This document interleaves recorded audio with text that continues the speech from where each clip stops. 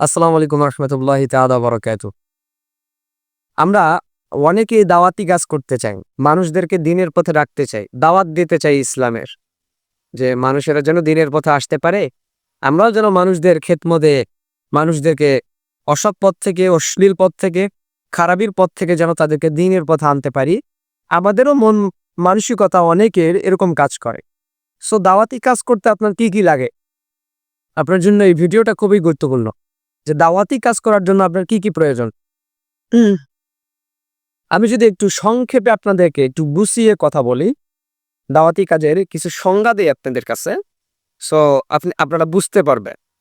দাওয়াত মানে ইসলামের দাওয়াত মানে আমরা জানি যে মানুষদেরকে যারা অসৎ পথে আছে বা দাওয়াত মানে হচ্ছে যারা ভিন্ন ধর্মে আছে তাদেরকে আমাদের ইসলাম ধর্মে আনা বা যারা ইসলাম ধর্মে আছে কিন্তু অশ্লীল পথে আছে তাদেরকে হচ্ছে নামাজের তাগিদ দেওয়া, নামাজ পড়লে নামাজের তাগিদ দেওয়া, রোজা রাখে না রোজার তাগিদ দেওয়া, হজ করে না হজের তাগিদ দেওয়া, সে জাকাত দেয় না জাকাতের তাগিদ দেওয়া, এগুলোকে আমরা দাওয়াত বলে থাকি।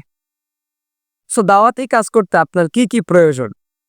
দাওয়াতি কাজ করার জন্য এক নম্বরে সেটা হচ্ছে আপনাকে যে অনেকে বলে যে স্কলার হওয়া, বক্তা হওয়া, আলেম হওয়া জরুরি না দাওয়াতি কাজ করার জন্য। আপনাকে আলেমই হইতে হবে এমনটা নয়। আলেম হওয়া, স্কলার হওয়া দাওয়াতি কাজ করার জন্য জরুরি না। কিন্তু আপনার ভিতরে কিছু জ্ঞান থাকা জরুরি। যেমন আপনার বেসিক ইসলাম সম্পর্কে জানতে হবে। এরপর হচ্ছে আপনাকে কিছু বিষয় সম্পর্কে জানতে হবে। যেমন আমি যদি বলি বেসিক ইসলাম, তাওহীদ, ইসলামের 5টা স্তম্ভ, এরপর হচ্ছে শিরক সম্পর্কে আপনাকে অবগত থাকতে হবে। এই জিনিসগুলো সম্পর্কে যখন আপনার ভিতরে জ্ঞান থাকবে তখন আপনি মানুষের মাঝে গিয়ে দাওয়াতটাকে পৌঁছে দিতে পারবেন। শিরকের জ্ঞান থাকলে আপনি তাকে বোঝাইতে পারবেন যে ভাই এটা শিরক হচ্ছে, শিরক করিও না। তাওহীদের জ্ঞান থাকলে আপনি তাকে বোঝাবেন যে আল্লাহ এক, এটা তো ডাবল রব হয়ে যাচ্ছে, সো এটা করা যাবে না। এবং ইসলামের 5টা খুঁটি সম্পর্কে যদি আপনার ধারণা থাকে, যেমন কালিমা, নামাজ, রোজা, হজ, যাকাত, এগুলো সম্পর্কে আপনি যখন তাকে টাচ দিবেন, তাকে বর্ণনা করবেন, তার সামনে তাকে বোঝাবেন, সো তখন সে আপনার এই কথাটাকে বুঝবে। দ্বিতীয়ত যেটা প্রয়োজন হয় দাওয়াতি কাজের জন্য সেটা হচ্ছে আপনার আচরণ। আপনার আচার আচরণ যদি ভালো হয়, মানুষ কিন্তু সেই দাওয়াতের প্রতি আকৃষ্ট হয় এবং যাকে আপনি দাওয়াত দিচ্ছেন সে কিন্তু আপনার আচার আচরণ দেখে কিন্তু আকৃষ্ট হবে। আপনার আচরণ যদি ভালো হয় তাহলে সে বুঝবে না কথাগুলো অবশ্যই ঠিক বলতেছে, সে ভেবে দেখবে। কিন্তু আপনার আচরণ যদি খারাপ হয়, আপনার আচার ব্যবহার যদি খারাপ হয়, তাহলে সে কিন্তু প্রথমেই বুঝে যাবে যে আপনি তার সাথে মানে ভালো কিছু নিয়ে কথা বলতেছেন না। যদিও আপনি ভালো কিছু নিয়ে কথা বলতেছেন কিন্তু সে মনে করবে না। সুতরাং আপনার আচার আচরণ, আপনার ব্যবহার, এটাকে ভালো রাখা বা এটা ভালো করে কাজ করা, এটা ভালো করে কথা বলা তার সঙ্গে, এটা খুবই জরুরি। তাহলে প্রথমত আমরা জানলাম যে বেসিক জ্ঞান থাকতে হবে ইসলাম সম্পর্কে। এরপর হচ্ছে আপনার আচার এবং আচরণ আপনাকে ঠিক রাখতে হবে।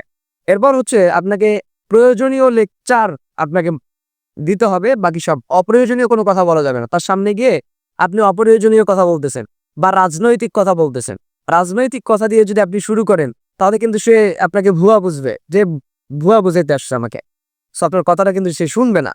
যখন আপনি তাকে ইসলামের মানদণ্ডের মধ্যে বোঝাবেন বা ইসলামী শরীয়ত অনুযায়ী ইসলামের নলেজ থেকে আপনি যখন তাকে লেকচার দিবেন, সো তখন কিন্তু সে বুঝবে। তখন সে বুঝতে পারবে যে না, আসলে সত্য কথা বলতেছে এবং এগুলো কারেক্ট কথা বলতেছে। এজন্য অপ্রয়োজনীয় কোনো কথা আপনাকে বলা যাবে না। প্রয়োজন অনুসারে যেটা সে হচ্ছে বুঝতে সক্ষম বা যেটা তার জরুরি, যেটা সে জানতে ইচ্ছুক সেই সম্পর্কে আপনাকে কথা বলতে হবে। যেটা সে জানতে আগ্রহী সেটা সম্পর্কে আপনাকে কথা বলতে হবে। আপনার রাজনৈতিক কথাবার্তা বলা যাবে না বা অপ্রয়োজনীয় কোনো কথা আপনি যেন না বলেন সেদিকে আপনাকে খেয়াল রেখে দেন তার মাঝে গিয়ে, তার সামনে গিয়ে আপনাকে কথা বলতে হবে। চতুর্থ আমরা যেটা ধরবো যে অন্য ধর্মকে আপনাকে ছোট করে কথা বলা যাবে না। অন্য ধর্মকে আপনি ইসলাম ধর্মকে বড় করে তার সঙ্গে ইসলামের দাওয়াত দিচ্ছেন, কিন্তু অন্য ধর্মকে আপনি হচ্ছে ছোট করে কথা বলতেছেন। সো এটা করা যাবে না। যখন আপনি অন্য ধর্মকে ছোট করে কথা বলবেন তখন সে বুঝতে পারবে যে ইসলাম এটা যদি ভালো ধর্মই হইতো তাহলে এটা অন্য ধর্মকে ছোট করে নিজের ধর্মকে বড় করে তারা কিভাবে ইসলামের দাওয়াত দিতে পারে।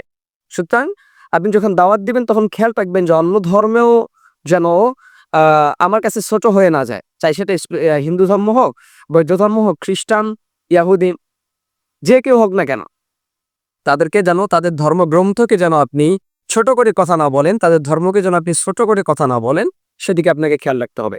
যখন আপনি এই জিনিসগুলো খেয়াল রেখে যখন আপনি কথা বলবেন, এই জিনিসগুলো খেয়াল রেখে যখন আপনি দাওয়াত দিবেন, তখন মানুষ কিন্তু আপনার দাওয়াতটাকে গ্রহণ করবে, মানুষ কিন্তু আপনার দাওয়াতটাকে বুঝবে, একটু হলেও চিন্তা করবে যে না সে কি বলে গেল।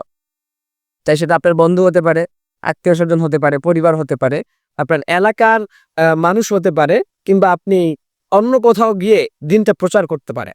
সো এই দাওয়াতি কাজ করতে গিয়ে আমাদের এই 4টা গুণ আমাদের মাথায় রাখা উচিত। এই 4টা কাজ, এই 4টা বিষয় আমাদের মাথায় রাখতে হবে। যখন আমরা এই কাজগুলো মেনটেন করে চলতে পারবো এবং এইগুলো মেনটেন করে যখন আমরা মানুষদেরকে দিনের দাওয়াত দিব, তো আশা করা যায় ইনশাল্লাহ তার দিনের পথে আসতে একটু হলে চিন্তা করবে। আর যখনই তারা চিন্তার মধ্যে ঢুকবে তখনই কিন্তু প্ল্যান সাকসেস। আপনি কামিয়াব যে আপনি একজনকে দিনের পথে আনতে পারলেন।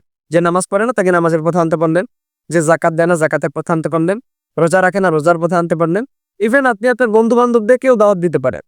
আজান দিচ্ছে, আপনি নামাজ পড়তে গেলেন আর তার বন্ধুদেরকে রেখে, কারণ তারা নামাজ পড়ে না, কিন্তু আপনি একটাবার ট্রাই করে দেখতে পারেন যে তারাও হয়তো আপনার সঙ্গে নামাজে যাবে, তারাও হয়তো ভালো কাজ করতে শুরু করবে, তারাও হয়তো আপনার মতো মানুষদেরকে হেল্প করবে, তারাও হয়তো মানুষের কাজে সহযোগিতা করবে। সো এই দিকগুলো যখন খেয়াল রেখে যখন আপনি মানুষদেরকে দাওয়াত দিবেন, তখন অবশ্যই আপনার দাওয়াতটাকে তারা গ্রহণ করবে এবং তারা এটাকে চিন্তা ভাবনা করে দ্বীন ইসলামের পথে ফিরে আসার অবশ্যই তারা বিলকুল চেষ্টা করবে ইনশাআল্লাহ।